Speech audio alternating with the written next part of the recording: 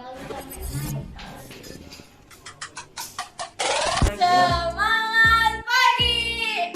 pagi. Pagi. Luar biasa, tetap semangat. Partai Kompas di Unik. Halo kalian, kembali lagi nih di Guruku Idolaku dengan saya Alicia Manaida Putri dari SMK Pariwisata Telkomsel. Nah, kita mau ngobrol santai nih bareng guru kita yaitu Pak Uma. Boleh Oke. dong Pak perkenalan dulu. Halo, perkenalkan nama saya Kusuma Nugraha. Di sini saya mengajar di Modis Service Excellence dan juga Penjas. Kemudian saya dipercaya juga sebagai kepala urusan pembinaan prestasi dan juga ekstrakurikuler. Kali saya penasaran banget nih sama style Bapak. Oh ini ya? Kenapa? Pasti Bapak suka banget pakai rompi. Oke, sebetulnya rompi ini muncul begitu saja gitu kan. Ketika pembelajaran online baru dimulai.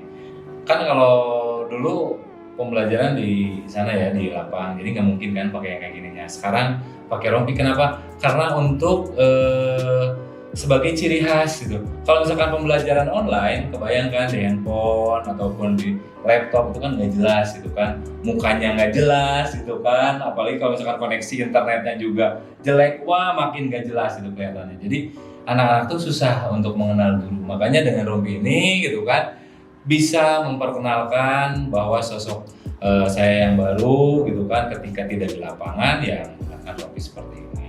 Gitu Oh, deh. jadi gitu ya Pak. Oh. Nah, karena udah terjawab nih rasa penasaran Alisa, saya mau nanya lagi nih Pak. Boleh.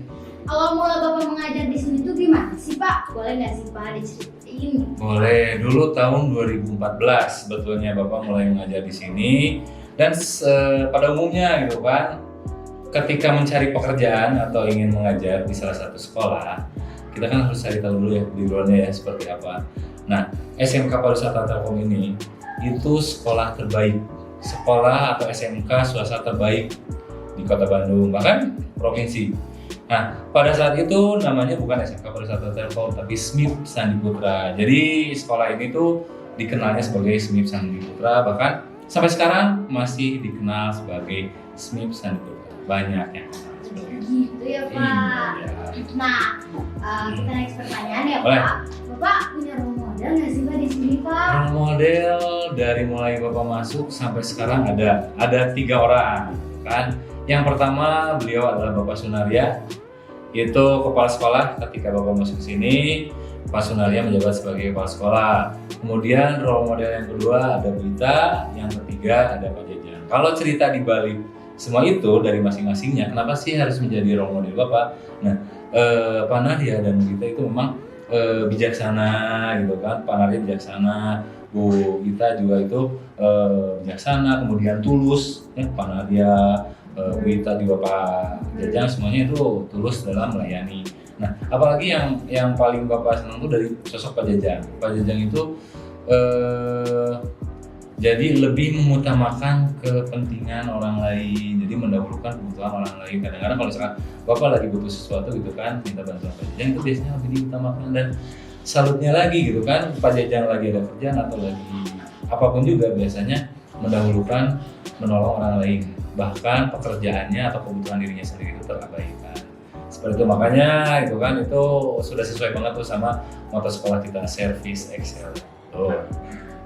Kan dengar-dengar nih Pak, Bapak ini suka main apa itu termasuk dalam hobi Bapak? Wah, dengar dari mana tuh? Mana ya? Ya, memang itu salah satu hobi Bapak sebetulnya semenjak SMP ataupun SMA seneng gitu kan, hiking gitu kan, kemudian kuliah ada uang gitu kan, ada teman juga yang satu profesi, yang satu hobi, barulah gitu kan naik gunung. Kemudian pernah juga diundang juga untuk acara hari ulang tahun Sukabumi untuk dirayakan di puncak Gunung Gede. Dan pada saat itu sebetulnya bertemu dengan istri saya. Jadi pertama kali pertemuan saya sama istri saya itu di puncak Gunung Gede sebetulnya. Baru tahu ya? Banyak. Ya betul. Nextnya Bapak punya Apa? kisah haru nggak sih? Kan Bapak ini udah lama. Oke, sebetulnya banyak banget kisah haru, tapi yang memang mengharukan sekali yang ingin diceritakan itu kan ketika awal mula corona itu kan chaos ya sebenarnya, 6 bulan tiap menit bahkan selalu ada. Nah di sini memang kepedulian dari top manajemen untuk guru-guru, untuk siswa itu sangat bagus kan. Top manajemen itu ingin memberikan kebutuhan pokok yang memang pada saat itu sedikit sulit ditemukan gitu kan, entah itu APD-nya gitu kan, untuk menjaga diri dari terkenanya paparan virus corona. Nah, Bapak dan Pak Jajan itu ditugaskan untuk mencari hal-hal tersebut gitu kan. Nah, ketika itu gitu kan, memang Bapak dan Pak Jajan itu sangat tulus dan semangat gitu kan untuk membantu teman-teman. Nah, memang terpikir ketika dalam perjalanan nanya ke Pak Jajan, ini ambulan udah bolak-balik banget gitu kan. Terus kita juga yang dipakai masker dan lain-lain belum tentu bisa menahan virus corona. Pernah nggak kebayang gitu kan? Dan terpikirkan gitu kan Pak Jajan, kalau misalkan kita berdua nih kena virus corona gitu kan, terus mati kira-kira gimana gitu? Apakah ada yang mengenang kita gitu kan? Padahal gitu kita keluar mencari APD dan lain sebagainya memang untuk teman-teman kita di rumah ya, demi teman-teman, demi keluarga kita di rumah juga kita sebetulnya memang berusaha keras agar kita semua tetap terjaga dan tetap aman dan tetap sehat. Itu yang memang yang paling mengharukan itu selama Bapak hidup, dan memang tidak pernah terbayangkan bakal terjadi seperti itu ya. Pertanyaan terakhir nih Pak, kan waktu kemarin nih jujur aku kaget banget ya Pak. Wah, kagetnya Bapak, gimana? kok bisa dapat gelar terkalem gitu? Menurut Bapak tuh gimana sih? Menurut kamu sesuai nggak? Aku sih enggak ya Pak, Ya, karena menurut- Bapak ini kurang kalem. Iya, sebetulnya memang Bapak sendiri juga shock ketika menerima nominasi tersebut. Saya sama Wawan juga ngobrol ketika ada penyebutan nominasi dari awal sampai ke nominasi guru paling kalem.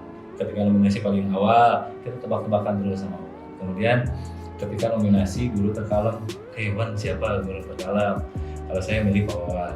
Pak Wawan kalau nggak salah Pak Yuda. Tahunya malah saya sendiri yang karena saya tidak menyangka gitu kan, dan memang enggak seperti itu. Tapi kan kita nggak tahu ya, mungkin pandangan siswa kata kalem itu seperti apa ya, saya juga nggak tahu gitu kan. Apakah kalemnya itu ketika mengajar mungkin, karena kan di sini gitu di SMK Pariwisata Telkom kita sebagai guru juga harus pandai-pandai bermain peran ketika mengajar seperti apa, ketika di luar kelas seperti apa gitu kan, ketika di luar sekolah juga seperti apa. Yang penting kita tetap memberikan pelayanan terbaik untuk anak kita, untuk customer kita, untuk siswa dan untuk orang tua yang berada di rumah. Itu saja. Jadi gitu ya Pak. Nah, Bapak punya nggak sih pesan buat siswa-siswi pariwisata Telkom ini? Ada pesan untuk anak-anakku yang sedang bersekolah sekarang. Pesannya hanya ada beberapa kata saja, kan? Nih, kadang-kadang kan anak-anak ini kan ke sekolah selalu merasa terpaksa ya. Nah, jadi gitu kan, ubah mindset kalian dari harus belajar menjadi butuh belajar. Karena ketika kalian memiliki prinsip harus belajar, itu merasa dituntut terus-menerus. Tapi kalau misalkan prinsipnya butuh belajar, maka kalian akan terus mencari apa yang kalian butuhkan. Semoga itu bisa menjadi modal untuk anak-anak Bapak ke depan. Itu aja. Terima kasih Pak Uma udah meluangkan Sama-sama. waktunya untuk ngobrol santai dengan saya.